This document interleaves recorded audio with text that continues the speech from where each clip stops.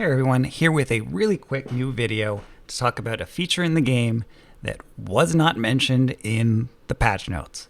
Now you may remember November 30th, 2020, the Top Issues and Community Concerns blog post included a recognition of maybe my biggest issue with the game, my biggest frustration, that enemy skins can be too hard to see, particularly in certain spots and with certain skins equipped.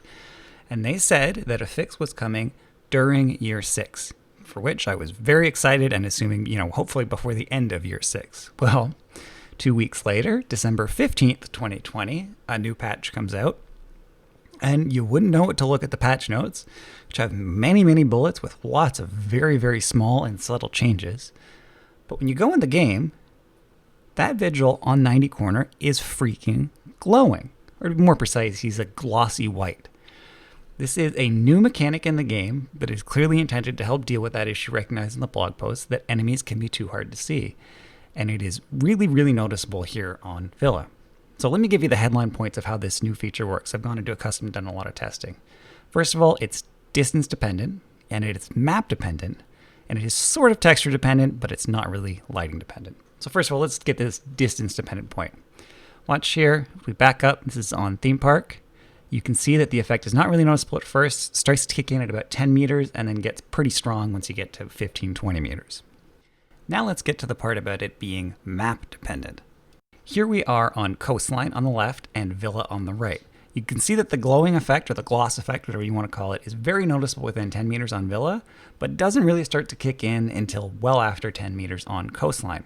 Here we are in Cafe now, and it's the same thing. Within 10 meters, you can't really notice. Even at 12 meters here, you can't really notice it on Cafe. It's going to be slightly there, but it is very, very noticeable on Villa. Here we are, both brick backgrounds, Clubhouse on the left, Villa on the right, and it's the same thing. Even when the textures and the lighting are really similar, Villa is noticeably glossier.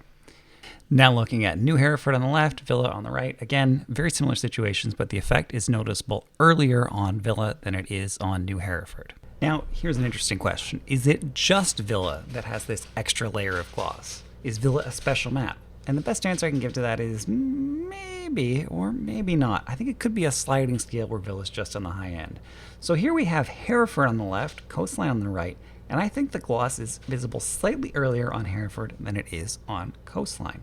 Similarly here, Hereford on the left, Clubhouse on the right, I think you can see gloss under 10 meters on Hereford where you can't see it on Clubhouse, but it is a subtle distinction. I'm not 100% on that.